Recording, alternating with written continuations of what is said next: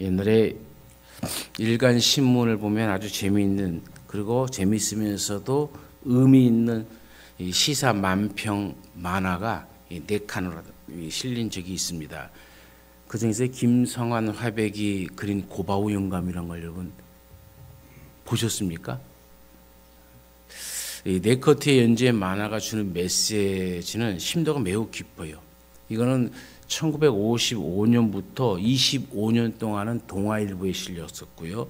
80년대부터는 조선일보에, 그리고 그 다음에는 문화일보에 연재함으로써 2000년 9월까지 네컷 시사 만화 총 14,139회라는 세계 최장기 연재 만화라는 이 전무후무한 이정표를 세웠던 겁니다. 세계 기네스북에도 오를 정도로 아주 유명한 시사 만평 만화였죠. 이 짧은 비유적인 시사 만평이었지만 그 안에 담겨 있는 메시지는 아주 풍성했고, 어쩔 때는 그 메시지를 보면서 아유 속 시원하다 할 정도로 아주 좀 강한 그런 메시지도 있었습니다. 2000년 전에 예수님의 비유 설교도 가만히 들어보면 이와 같은 것이죠. 간단 명료하면서도 때로는 굉장히 깊은 의미를, 또 메시지를 우리 주님께서 들려주셨습니다. 예수님께서 비유를 자주 사용하신 이유와 목적이 있지요. 그 첫 번째는 쉽게 알게 하기 위해서예요. 비유를 통하면 금방 알 수가 있거든. 비유란 것은 어떤 것을 옆에 두고 이것과 비교해서 같이 이해해 주는 거예요. 그래서 아 그렇구나 이렇게 쉽게 이해가 될 수 있기도 합니다. 그런 반면에 두 번째로는 관심이 없는 사람은 잘 깨닫지를 못하게 하기 위해서예요. 마음이 열린 사람에게는 잘 알게 하고, 마음이 완약한 사람에게는 들어도 뜻을 모르게끔 하는 것이 바로 이 비유입니다. 세 번째는 진리를 구체화시키는 거예요. 철학자들이 진리를 추상화시켜서 쉬운 얘기도 어려운 말로 가르치니까는 참 듣기가 어려웠죠. 그런데 예수님은 천국의 메시지를 땅의 언어로 쉽게 우리가 보이는 것으로, 보는 것을 통해서, 듣는 것을 통해서 쉽게 설명을 해준 것이 또 비유의 특징입니다. 네 번째는 그러면서도 깊이 생각하게 하기 위해서예요. 예수님의 비유 설교를 들어보면 자기 내면을 다시 들여다보게 되어집니다. 내 마음이 오늘 비유 얘기처럼 돌밭인가 가시밭인가 옥토인가를 뭐 깊이 생각하게 되어지는 거죠. 다섯 번째로는 실천하게 하기 위해서예요. 예수님의 설교는 우리가 마음으로 깨달은 다음에 행동으로 실천하도록 호소합니다. 그래서 너도 가서 그렇게 하라라고 명령을 하기도 하죠. 예수님은 많은 사람들 앞에서 오늘 씨 뿌리는 비유를 하셨다고 이 마태복음 13장 1절에는 설명합니다. 그 해석은 그렇지만은 그 모든 사람들에게 주어지지 않고 오늘 18절 말씀부터는 제자에게만 주시는 말씀이에요. 그래서 예수님과 함께 공생애를 살고 있는 12 제자에게만 특별히 베풀어지고 있는 은혜, 그 은혜 속에 속해 있는 것이죠. 그 이유가 무엇이겠습니까? 우리가 그 이유를 다시 한번 생각해 보면 그 첫 번째가 일반 백성들은 복음에 대해서 듣는 귀와 보는 눈, 그리고 깨닫는 마음이 막혀 있기 때문에 그래요. 예수님의 복음은 선포된 말씀만 가지고는 그 깊은 내용을 다 이해할 수가 없습니다. 그래서 예수님께서는 마태복음 11장 15절에도 또 마태복음 13장 9절에도 귀 있는 자는 들으라 이렇게 얘기해요. 귀 있는 자는. 그럼 뭐 사람의 귀가 없습니까? 다 귀 있잖아요. 그럼 다 듣습니까? 귀로는 다 육체적으로는 들어요. 그런데 그것은 단순히 들려지는 것이지 듣는 것이 아니에요. 주님께서는 우리가 너가 들려지는 것에 대한 얘기하는 것이 아니라 그 말씀을 들어라, 듣고 우리 마음에 새기고 그 새긴 것을 실천하는 그 의미로서 귀 있는 자는 들으라 라고 말씀을 하는 겁니다. 친절하게도 이 자신의 비유의 말씀을 이해할 수 있는 자가 무척 제한적이란 것까지도 우리 주님께서는 말씀해 주셨습니다.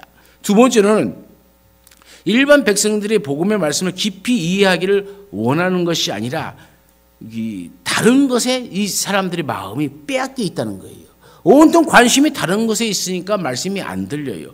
대중들은 예수님이 하나님의 말씀의 진정한 뜻에 대해서 차분하게 풀이해 주는 것을 인내심을 가지고 경청하고자 하는 마음이 없어요. 그런 어려운 이야기는 몇몇 그 방면의 전문가들이나 들으면 된다라고 생각을 해버립니다. 그 대신에 다른 것을 원하고 있어요. 그것은 훨씬 자극적이며 기이한 것들이죠. 그리고 현세 기복적인 것들입니다. 예를 들면 선지자나 메시아가 하나님의 능력으로 불치의 병을 낫게 하고 장애자를 일으켜주고 귀신을 강력하게 쫓아내어주는 것을 당장 보고 싶어 해요. 오병이어의 그 기적처럼 먹고 사는 문제를 속 시원하게 해결해 주는 메시아를 더 좋아합니다. 기적의 현장에서 그래서 백성들은 예수님을 임금 삼으려고 했잖아요. 그들이 원하는 메시아는 자신의 소원 성취와 성공을 보장해주는 마치 우상과 같은 신을 갈구하고 있는 겁니다. 그와 같은 욕구를 가지고 있는 대중들에게 예수님이 하나님의 말씀의 깊은 뜻을 모두 이야기할 수가 없는 거예요. 왜요? 들으려 하지 않기 때문에 그런 겁니다. 더 구체적으로 얘기하면 백성들이 예수님의 복음을 진심으로 받아들이고 생활화하지 못하는 이유는 다른 사상과 다른 교리 때문에 마음이 이미 딱딱하게 굳어져 있어서 복음이 들어오질 못하는 겁니다. 복음을 또한 일단 받아들이지만 자신에게 그것 때문에 불이익이 있게 되어져 버리면 언제든지 교회를 말씀을 버려버리는 거예요. 그러다 보니까 말씀을 대로 실천하는 것보다도 익숙한 세상 방법으로 살아가는 것이 자기 자신들의 삶에 더 편하고 효과적이다 이렇게 생각하기 때문에 말씀을 가까이 하는 것이 아니라 멀리 해버리는 겁니다. 또한 들으려고 하지도 않죠. 또 듣는 말씀 가운데서도 내게 유익이 되어지지 않는다면 기꺼이 버려버립니다.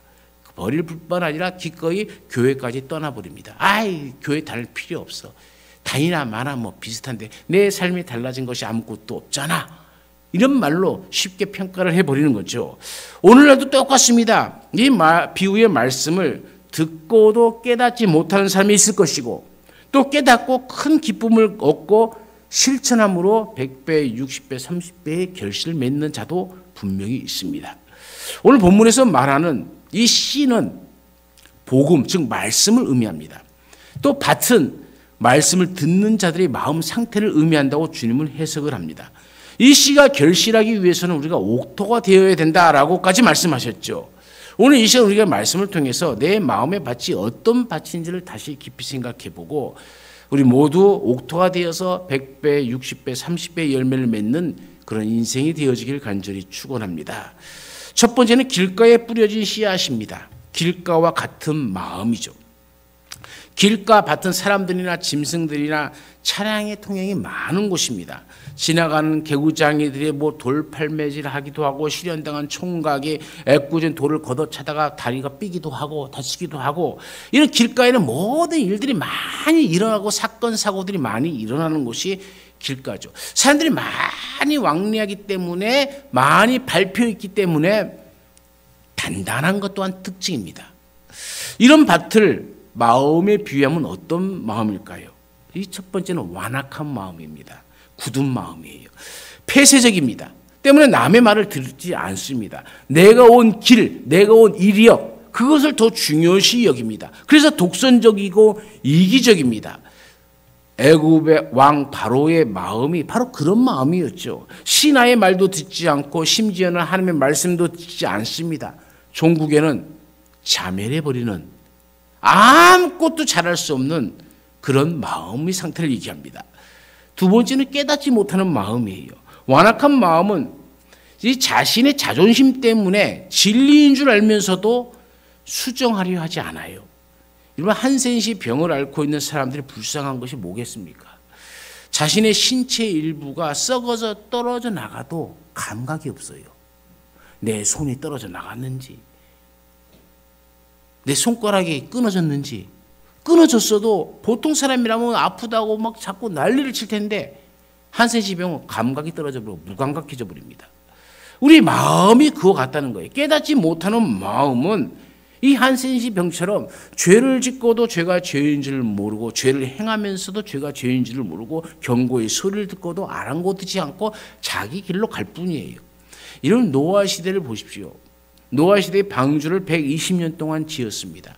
그 120년 동안 방주를 지면서 방주만 진 것이 아니라 많은 사람들에게 홍수로 심판을 할 것이라고 전합니다.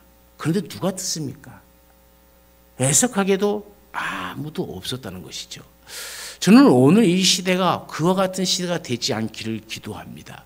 많은 이들이 복음의 말씀을 듣고 주님 앞에 나와 천국 백성이 되어지길 또한 간절히 기도합니다.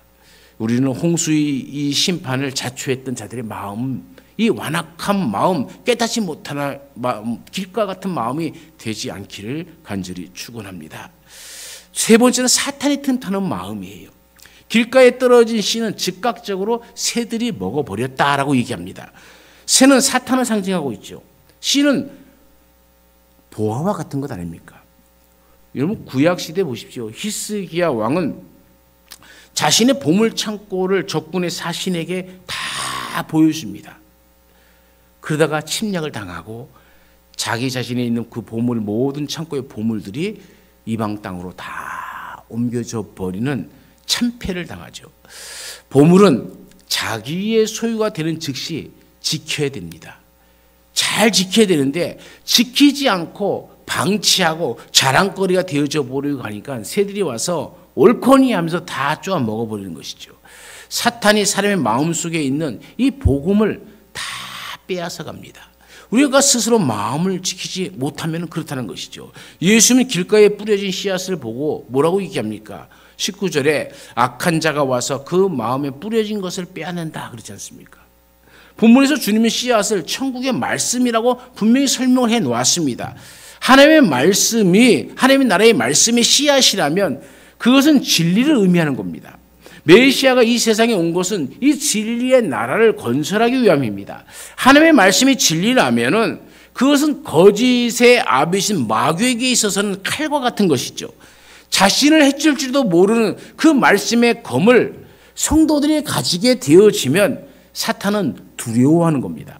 따라서 복음이 선포되는 현장에서 백성들의 마음과 귀와 눈을 모두 닫게 만들고 복음을 외면하게 만드는 것이 사탄의 계략이죠. 또 성도라 해도 말씀을 듣지 못하게끔 그 귀를 막아줍니다. 그리고 자기에게 이용하기 좋은 말씀만 쏙쏙쏙 잘 들리게 하고 자기에게 어떤 부담이 되어지는 이야기나 정말 칼과 같이 비수를 찌르는 말씀에는 외면하게 만들고 고개를 돌려버리게 만든 것이 사탄의 계략입니다. 우리는 이 사탄의 계략 앞에 무참히 무너져 버립니다. 그래서 말씀에 대한 삶이 우리의 삶 속에 길가의 밭처럼 뿌리를 내리지 못하고 새들이 와서 다 쪼아먹어서 항상 우리의 마음이 경직된 마음, 씨가 썩어져서 뿌리를 내리지 못하는 그런 존재가 되어져 버리고 마는 거죠. 오늘 우리의 마음이 이와 같은 마음이 되어서는 아니 되는 것이죠. 두 번째는 돌밭에 뿌려진 씨앗입니다. 돌밭 같은 마음. 여러분 돌밭에는 그래도 흙이 있긴 있지만 많이는 없죠. 뿌리를 그래서 깊이 내리지 못합니다. 그러니까 처음에는 기쁘게 조그마한 흙 때문에 발화를 하다가 비바람이 몰아치게 되면 뿌리가 얕기 때문에 금방 쓰러져 버립니다. 세상의 환난과 박해와 같은 환경적인 요인을 이기지 못하는 마음밭이 바로 돌밭이라 이기겠습니다. 그래서 이 돌밭의 마음을 그 첫 번째가 얕은 마음을 얘기합니다. 돌짝밭에 이 곡식이 뿌리를 내리되 깊게 내리지 못한다. 이는 어딘지 깊게 내리지 못하면 쉽게 뽑혀버리는 것이죠. 제가 교회 화단에 잡초들이 자라서 잡초를 이렇게 뽑아도 어떤 것은 쉽게 뽑아요. 쉽게 뽑히는 것이 있어요. 어떤 것은 징하게 안 돼요. 아주 지겹게 이게 하면 또 끊어질지언정 안 뽑혀 나와요. 그러면 호미를 갖고 막 하고 뿌리까지 다 캐내야 그를 죽이게 되어지는 거죠. 이렇게 뿌리가 옅으면은 잡초든지 일반 우리가 곡식이 맺는 열매든지 뿌리가 얕으면 쉽게 뽑혀버려요. 여러분 심지가 굳지 못한 이렇게 뿌리가 깊이 내리지 못한 이 마음이 어떤 마음이겠습니까? 이 심지가 깊지 못한 마음에서는 위대한 사상가가 나올 수가 없어요. 시대의 정신을 만들어내는 위대한 사상가들은 환경의 지배를 받지 않고 환경을 개선해 나가는 자들입니다. 일본 국민의 근검 정신은 아마 세계 모든 사람들이 일본 사람들은 미워해도 그것은 인정하는 겁니다. 이런 정신, 근검 정신은 처음부터 그들에게 있었던 것은 아니죠. 18세기경에 이시다 바이간이라는 훌륭한 사상가가 있었습니다. 그런 노동의 중요성을 역설하고 일하는 것이 곧 도를 닦는 일이다라고 가르쳤어요. 기독교에서는 우리의 직업도 성역이다라고 얘기하는 것과 같은 맥락입니다. 이런 기독교의 소명 정신과 비슷하게 사람들을 가르쳤어요. 이 정신이 일본의 장인 정신을 나오게 한 겁니다. 내가 약은 꾀를 써서 상대를 이용해 먹으면 상대도 약은 꾀를 씁니다. 내가 상대를 의심하면 상대도 나를 의심합니다. 너무 계산이 빠른 사람은 대성하기 어렵습니다. 얕은 마음으로 이리 됐다가 저리 됐다가 이 사람 편 들었다가 저 사람 편 들었다가 이런 사람들을 얕은 마음이라 이렇게 얘기합니다. 두 번째는 이런 마음은 말씀에 뿌리를 내리지 못합니다. 항상 사람의 눈치를 살핍니다. 하나님이 그 깊이와 높이와 넓이를 인간이 측량할 수 없지 않습니까? 그러므로 하나님과 교류하려면 얕은 마음을 가지고는 교류할 수가 없습니다. 이 돌반 마음은 말씀을 들을 때 깨닫기는 빠르지만은 의심이 많아서 확신에 이르지 못합니다. 뿌리를 내지 못하기 때문에 곧 말라 죽고 마는 것이죠. 이런 마음을 가진 자와 큰 일을 도모하다가는 반드시 화를 당하게 되어 있습니다. 우리가 사육신 사건을 잘 압니다만은 사육신을 고발했던 김질과 같은 사람, 얕은 사람이죠. 자기의 이익을 위해서 금방 이렇게 섰다가 금방 배신하고 뒤돌아서 갖고 자기의 친구들이 뭐지 다 팔아먹고 자기의 출세에 앞장서 있던 사람, 그 바로 김질이라는 질 좋은 이름인 질인데 질이 안 좋아요. 이런 사람을 얕은 이 마음의 소유자다 이렇게 얘기합니다. 세 번째로는 가시떨기에 뿌려진 씨앗이죠. 가시떨기 같은 그대로의 마음입니다. 이런 마음을 염려하는 마음이라고 얘기합니다. 염려하는 마음. 가시떨기 속은 부드럽고 좋은 땅입니다. 그곳에 씨앗이 떨어지면 처음에는 쑥 자라게 됩니다. 그러나 얼마쯤 자라면 가시가 그 기운을 막아버립니다. 염려는 그래서 분열을 뜻합니다.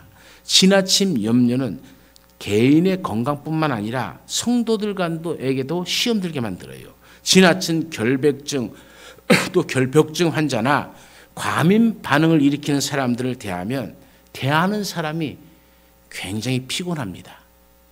이런 마음의 소유자는 어느 정도 말씀을 듣고 기쁨을 가지지만은 물질의 문제 또는 사회 친구들 관계 문제, 가족과의 갈등 문제로 주저앉고 마는 사람들이에요. 어릴 때 성폭행을 당했던 여자아이가 있었습니다. 이 여자아이가 성인이 되어서까지 남자 혐오증을 심히 앓고 있어요. 심지어 아버지에게까지도 혐오증을 가지고 살아갑니다. 이성을 대하는 것 자체가 불가능한 거예요. 그러니 사회생활이 제대로 될 턱이 없습니다. 정말 불행한 일입니다. 지난주 금요일 저녁에는 한 목회자가 저한테 와갖고 상담을 합니다. 그 이야기가 어렸을 적 이야기입니다. 어렸을 적 초등학교도 들어가기 유치원에 7살 때에 자기와 자기 동생을 버리고 어머니가 집을 나가버린 거예요. 그 이유는 아직도 모릅니다. 깨닫지도 못하겠다는 거예요.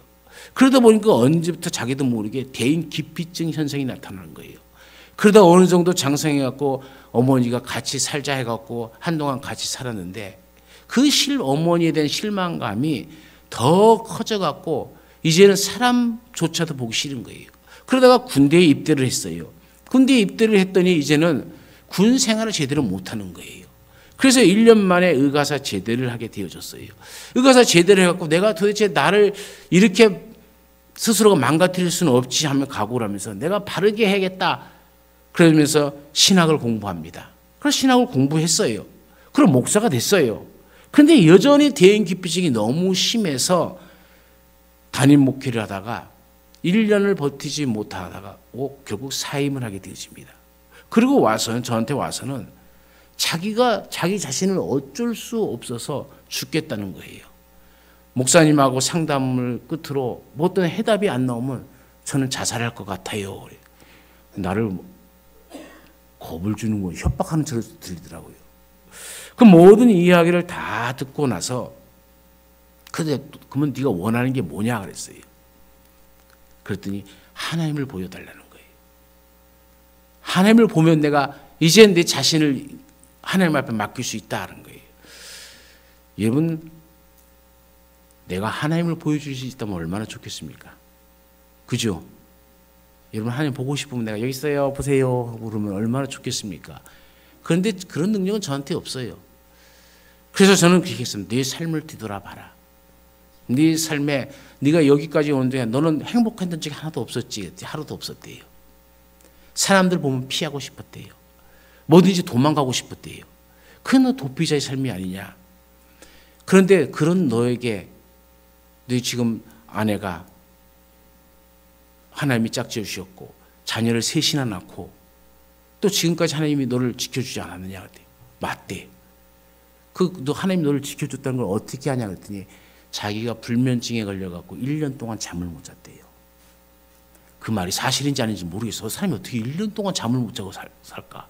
근데 그 친구가 하는 말이 1년 동안 잠을 못 잤는데 하나님이 지금도 내 건강은 크게 나쁘지 않은 걸 보면 하나님이 나를 지켜주셨다는 것을 자기가 확신한대. 그러면 뒤를 들어봐봐라. 내 아내를 만나게 하고 가정을 이루게 하고 자녀를 주신 것 다 하나님의 섭리인 것, 하나님의 뜻인 걸 믿냐 그랬더니 믿는데요. 그러면 하나님이 항상 너와 함께 하셨는데 왜 하나님을 발견하지 못했느냐. 하나님을 우리가 보여달라고 하는 것이 아니라 하나님은 우리의 일상적인 삶 속에서 하나님의 섭리를 깨닫는 것에 있다. 그것을 깨달아야 우리가 하나님의 은혜 속에 살아갈 수가 있고 하나님이 나와 함께 하심을 마음속에 풍성함을 가지고 살아갈 수가 있는 것이지, 그것을 깨닫지 못하면 예수님이 내려와도 너는 믿지 못한다. 하나님이 너에게 내가 하나님이다라고 해도 너는 의심병 때문에 믿지 못할 것이다. 네 세월 모든 일들 속에 하나님이 지금까지 돌봐주신 일들을 낱낱이 써보고 감사하고 그리고 거기서 하나님을 발견하게 될 것이다. 그랬더니 펑펑펑 울면서 내가 그것을 왜 여태까지 생각하지 못했을까요? 하면서 돌아갔습니다. 이런 얼마나 참 황당한 일입니까? 어렸을 때의 모든 일들을 잊지 못하는 거예요. 이런 우리가 살아가면서 그렇게 살아가요. 한 번 원수 맺은 사람은 평생 원수를 가지고 살아가요. 내 기회가 되면 반드시 복수할 것이라는 마음을 품고 살아가요. 이 상처를 잊지 못하는 겁니다. 어렸을 때 부모한테 맞고 자란 아이들이 내가 어른 되면 이 복수를 반드시 할 것이다. 그런 마음을 가지고 살아가면은 어떻게 이 사람이 하나님의 은혜를 받고 복을 받을 수 있겠습니까? 여러분, 과거는 돌아오지 않습니다. 그러나 그 과거 속에서도 그 환난 속에서도 그 어려움 속에서도 나를 지키신 하나님을 생각해 보십시오. 하나님이 여전히 오늘도 눈동자를 밝게 부릅뜨고 나를 지켜보십니다. 내가 바른 길로 갈 수 있도록 인도해 주시고 잘못된 길로 가지 않도록 다독거리면서 그 길이 아니다, 이 길로 가야 된다라고 인도해 주시는 하나님을 만나야 됩니다. 여러분, 여기 오는 동안 여러분들은 차를 타고 오신 분들도 있고 그냥 오는 곳이 목적이 되어서 아무것도 바라보지 못하고 온 사람이 있어요. 저는 그렇게 살지 말라고 얘기합니다. 길거리 가면서도, 특히 걸어가면서도, 차를 타면서도 그 모든 것에 대해서 하나님을 볼 줄 알아라 그래요. 들꽃에 핀 작은 사람의 발표에서 없어질 그 들풀도 하나님께서 아름답게 입히셨는데 하나님이 나를 위해서 그 아들 독생자를 십자가에 죽게 하신 그 사랑이 그거보다 작겠습니까? 그 들꽃 하나 입히는 것보다도 하나님이 우리를 안 돌보시겠습니까? 더 풍성함으로 우리를 돌봐주시는데 중요한 것은요, 우리가 깨닫지 못하는 거예요. 왜요? 가시덜기 속에 있기 때문에. 잘한 것 같고 믿음 있는 것 같고 뭐 신나지만은 이 가시떨기가 쑤셔대고 우리의 기운들을 싹싹 영양가를 다 뽑아가니까는 가다가 낭망하고 자라다가 낭망하고 그래서 말라 죽어버리고 그런 존재가 되어버리는 것이죠. 두 번째로 우리는 미혹하는 마음, 이 미혹하는 마음에 넘어가면 안 됩니다. 여러분, 우리의 유혹거리가 얼마나 많습니까? 이솝 우화에 보면 욕심 많은 개 이야기가 등장합니다. 그 이야기는 누구나 다 알고 있습니다. 그러면서 우리는 꼭 그 개 같은 인생을 살아요. 걔와 똑같은 인생을 살아가는 거예요. 남의 것이 더 좋아 보이고, 그래서 그것을 어떻게 해서든지 내 것 삼으려고 그러고, 남의 것을 뺏어서라도 내 주머니에 채워야 직성이 풀리다가 막상 내가 가지고 있는 모든 것이 다 도둑질 당하고 있는 것은 전혀 깨닫지 못하는 거죠. 이런 미혹하는 마음, 이 마음에서 승리해야 됩니다. 승리하기 위해서는 이 가시떨기를 뽑아버려야 돼요. 이것을 뽑지 못하면 우리는 계속적으로 그렇게 살 수밖에 없다는 것이죠. 예수님이 이런 자들을 향해서 말씀은 들으나 세상의 염려와 재물의 유혹에 말씀이 막혀 결실하지 못하는 자다라고 설명을 해놓습니다. 세상의 염려와 재물의 유혹은 이 사람의 마음속에 발생하고 있는 것이죠. 그것은 내부적인 어려움으로 볼 수 있습니다. 어떻게 먹고 살 것인가, 그리고 비즈니스에 어떤 영향을 없을 것인가 따지다가 보면 복음을 멀리하게 됩니다. 구원과 영생을 얻게 해준다고 하는 복음의 방법론이 현실적인 문제 해결에 있어서는 별다른 도움이 되지 못한다고 하는 생각을 떨쳐버릴 수 없기 때문이에요. 당장 눈앞의 문제 해결에 하나님의 말씀과 또 기도가 큰 도움이 되지를 못한다고 하는 것이 사실일지도 모르죠. 그래서 그런지 성도들이 급해지면은 흔히 힘 있는 사람과 돈줄을 찾기에 여념이 없어요. 그와 같은 어려움이 바로 예수님이 광야에서 40일간 금식 기도한 후에 마귀에게 시험을 받은 문제와 동일하게 나타납니다. 여러분, 첫 번째 마귀 유혹이 뭡니까? 40일 금식 기도하여 몹시 굶주린 예수님 앞에서 마귀는 돌로 떡을 만들어 먹으라 이렇게 권합니다. 하나님의 능력을 두었다가 어디에 사용할 것이냐 이렇게 묻는 것이죠. 넌 능력 있잖아. 여러분, 돌로 떡덩이를 만들지 못하는 사람 앞에서 돌로 떡덩이를 만들으라고 하면 그것은 말도 안 되는 얘기죠. 근데 마귀는 알았어요. 예수님은 돌로 떡을 만들 수 있는 분이라는 것을 아신 거예요. 여러분, 이 마귀가 우리를 시험할 때는요, 우리가 못하는 것을 가지고 시험하는 것이 아닙니다. 우리가 할 수 있는 것들, 손쉽게 할 수 있는 것들로 시험을 하는 거예요. 여러분, 만약 선악과가 아주 높은 곳에 달려서 아담이 오를 수 없는 곳에 있다면 시험하지 않아요. 그런데 선악과는 중앙에 있어요. 여러분, 중앙에 있다는 건 뭡니까? 이리 가다도 보고 저리 가다 보고 요리 가다도 보고 요리 가다도 보고 왜 이렇게 갈 때 항상 보이는 곳, 그것이 중앙이라는 의미 아닙니까? 언제든지 손만 내밀면 손에 닿을 수 있는 곳, 바로 그것입니다. 선악과는 그런 곳에 있었어요. 마귀가 우리를 시험할 때는요, 바로 이렇게 시험하는 겁니다. 우리가 쉽게 할 수 있는 것을 가지고 시험하는 거예요. 쉽게 따먹을 수 있는 것, 예수님의 능력을 마귀가 아는 거예요. 돌로도 떡을 만들어서 먹을 수 있는 분인 걸 아니까 그것을 가지고 시험하는 겁니다. 당장 생계의 문제를 해결하는 것이 옳지 않겠느냐? 여러분, 얼마나 단순 명료합니까? 지금 먹고 사는 게 문제인데 다른 일이 뭐가 중요하냐? 일단 먹고 사는 문제부터 해결하자. 이러면 귀가 밝아지죠. 야, 맞아. 먼저 먹고 산 다음에 뭐 하나님을 찾고 뭐 기도도 하고 이렇게 해야지. 이게 마귀의 시험입니다. 예수는 단호하게 대처를 하고 있잖아요. 하나님의 입에서 나오는 모든 말씀으로 살 것이다. 여러분, 이 사탄의 유혹 속에 이기는 힘은 말씀 가운데 있는 거예요. 우리가 그 말씀을 믿느냐 믿지 않느냐의 문제입니다. 예수님은 그 말씀을 믿었습니다. 이 생계의 문제를 해결해 나가는 것은 올바른 순서가 아니라는 것이죠. 모든 것이 순서가 있다는 겁니다. 너희는 먼저 그의 나라와 그의 의를 구하라는 거예요. 먼저 구할 것이 있다는 거예요. 그럼 나중에 것은 따라온다는 겁니다. 이것이 뒤바뀌어 버리니까 우리 인생이 힘들어지고 어려워지는 겁니다. 그 다음에 많은 사람들이 보고 있는 성전의 위 꼭대기에서 뛰어내리라 얘기합니다. 아버지 하나님이 아들이 뛰어내리는 것을 반드시 받아줄 것인데 무엇이 걱정이냐? 이렇게 시험을 하는 거죠. 예수님께서는 하나님을 시험치 말라고 야단을 치십니다. 창조주 하나님은 피조물인 인간의 도구나 종이 아니에요. 하나님은 삶의 목적이며 동시에 우리 인생의 주인입니다. 주인을 종으로 취급하는 것은 죽음으로도 속죄할 수 없는 폐역, 반역, 불륜, 폐륜 이라고 이렇게 표현합니다. 우리 이것에 넘어가면 안 되는 것이죠. 세 번째로 마귀는 천하의 권세를 줄 것이니 자기에게 경배하라 이렇게 얘기합니다. 세상적인 방법을 사용하더라도 천하 권세를 얻은 만민을 구원하면 되지 않겠느냐라는 말로 예수님을 유혹하죠. 예수님은 다만 창조주 하나님을 섬기고 경배하라 라고 부르짖고 있는 겁니다. 오늘도 이 예수님은 우리에게 그렇게 부르짖고 있는 거예요. 우상에 넘어가지 말아라. 어떤 이 명예적 유혹에 빠져서 그것에 사람의 인기를 끌려고 행하지 말아라. 경제적인 문제, 그 문제 갖고 목숨 걸고 살아가지 말아라. 내가 정말 구해야 할 것이 무엇인지를 깊이 생각해봐라. 이런 가시떨기 같은 모든 것들을 우리 위협할 때 우리가 그것을 이길 수 있는 것은 바로 말씀인 줄로 믿습니다. 그래서 네 번째는 이제 옥토가 나옵니다. 옥토에 뿌려진 씨앗입니다. 옥토 같은 마음이죠. 예수께서 농사의 기본 원리를 토대로 우리에게 가장 근본적인 교훈을 주고 있어요. 농사의 기초는 좋은 땅이죠. 옥토입니다. 좋은 땅은 무엇을 심어도 잘 자라는 땅이죠.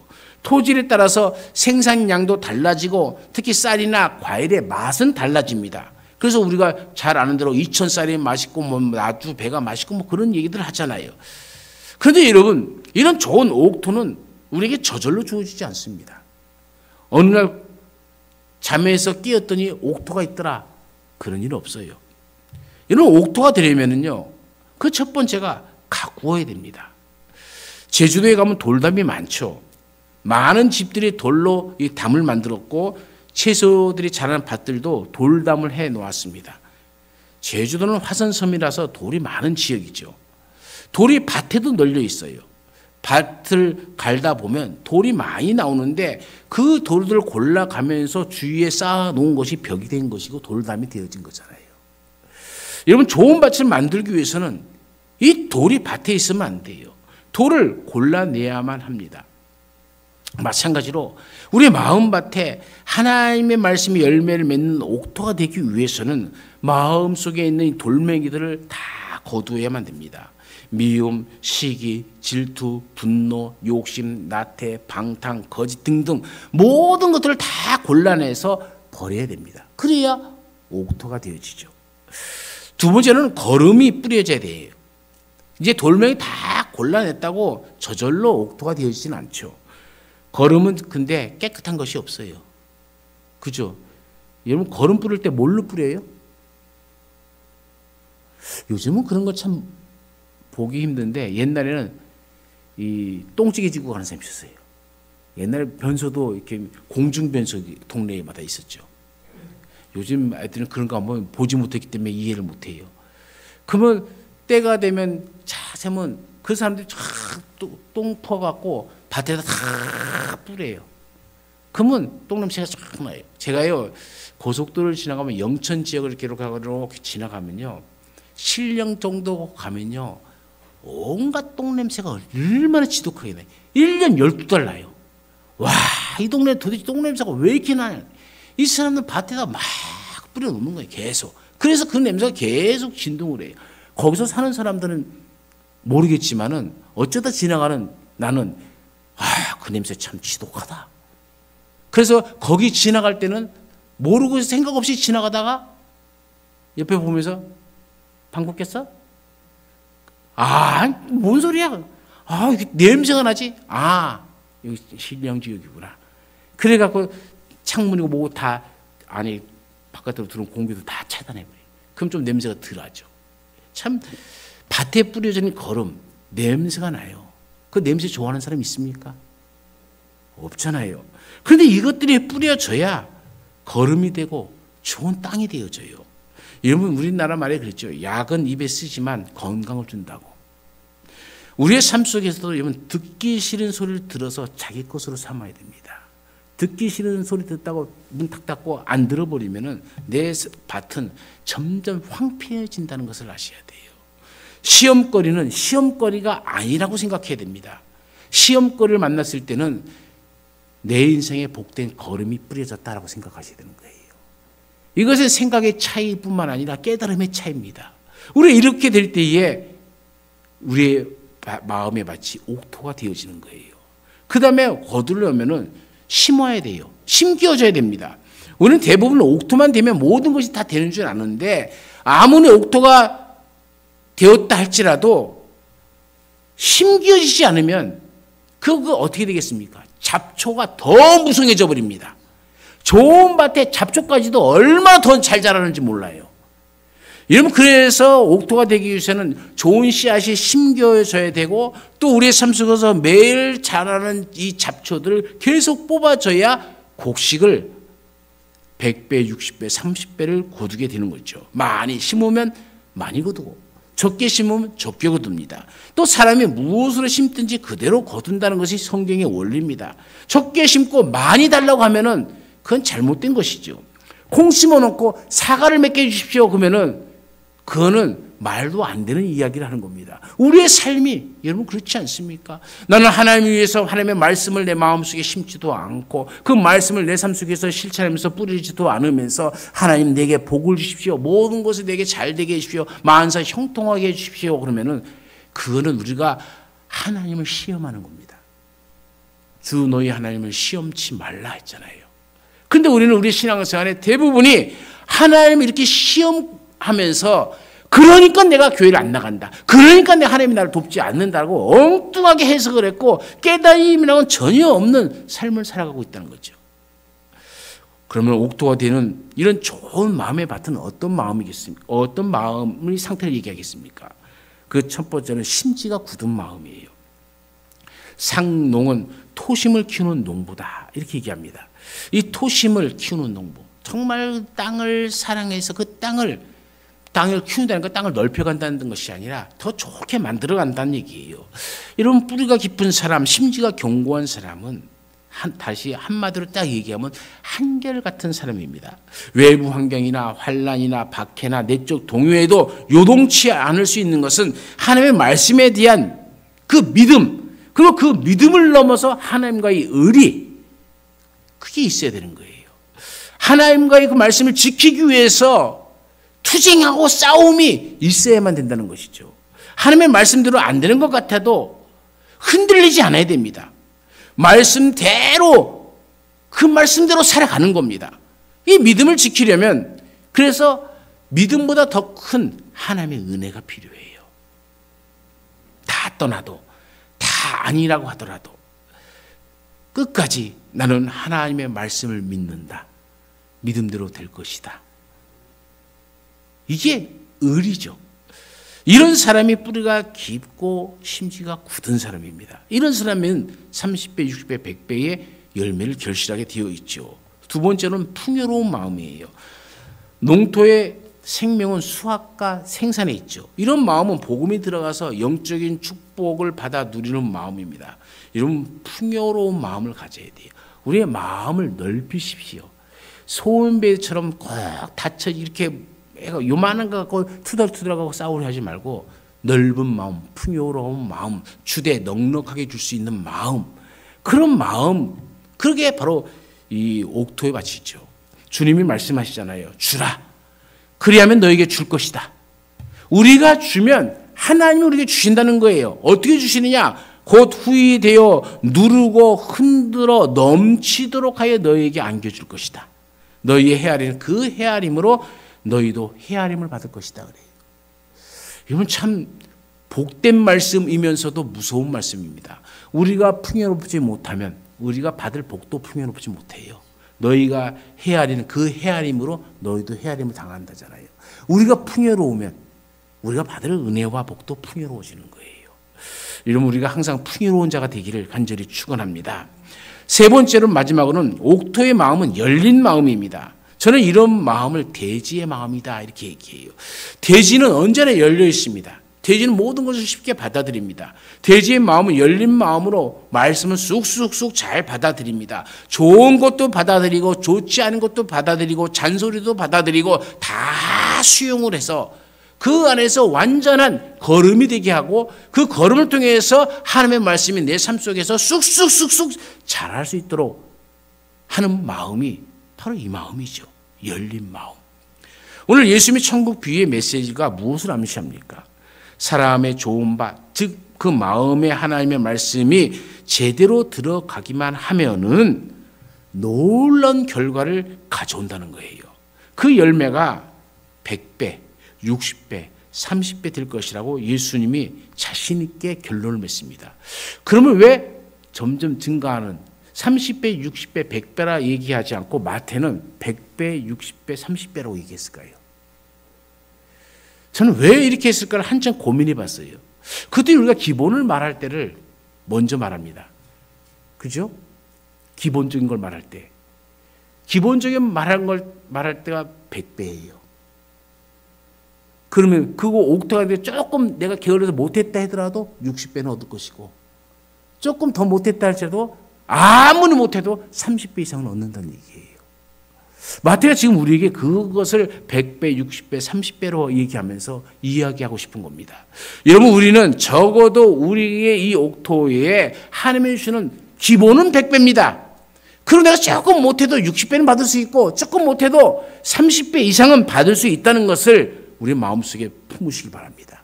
그리고 오늘 내 밭을 옥토로 만들어서 저는 우리 모두가 기본 100배 이상의 복을 받으시기를 간절히 축원합니다. 오늘 말씀 가운데 여러분, 우리의 마음은 어느 밭과 같습니까? 아직도 길가입니까? 아직도 돌짝밭입니까? 아니면 가시떨기 밭입니까? 호세아 선지자는 우리에게 이렇게 외칩니다. 너희가 자기를 위하여 공의를 심고 인애를 거두라. 너희 묵은 땅을 기경하라. 지금이 곧 여호와를 찾을 때니 마침내 여호와께서 오사 공의를 비처럼 너희에게 내리시리라. 지금이 어느 때라 얘기합니까? 우리의 묵은 땅, 길가 같은 밭, 돌짝 같은 밭, 가시떨기 같은 밭을 기경하다. 기경이라는 것은 밭을 뒤집어 엎어버린다는 겁니다. 우리의 마음이 다 뒤집어 엎혀져 갖고 하나님이 공의의 비를 내리실 때에 그 내리심이 너희에게, 우리에게 임하는 그때 그 모든 비를 흡족히 받을 수 있는 땅은 기경한 땅입니다. 옥토가 되어야 됩니다. 굳센 다친 마음과 메말라 갈라진 우리의 마음에 새로운 이런 개간이 있기를 바랍니다. 그래서 여러분의 마음이 옥토가 되어서 우리의 삶에 영육의 열매가 100배, 60배, 30배가 되어지기를 간절히 축원합니다. 사랑하는 하나님 아버지, 하나님께서 우리에게 주시고자 하시는 기본이 100배입니다. 우리가 이 인생을 살아야 됩니다. 우리의 마음이 돌밭이 되어서, 길가의 밭이 되어서, 가시떨기의 밭이 되어서 아무것도 열매 맺지 못하는 그런 인생이 되지 말게 하시고, 우리의 마음을 뒤집어 기경하여서 하나님이 기뻐하시는 옥토가 되게 하시고, 이 옥토 가운데 하나님의 말씀이 쑥쑥쑥 자라나서 100배, 60배, 30배의 열매를 거두는 우리의 삶이 되게 하옵소서. 날마다 우리와 함께 하시는 예수님의 이름으로 기도드리옵나이다. 아멘.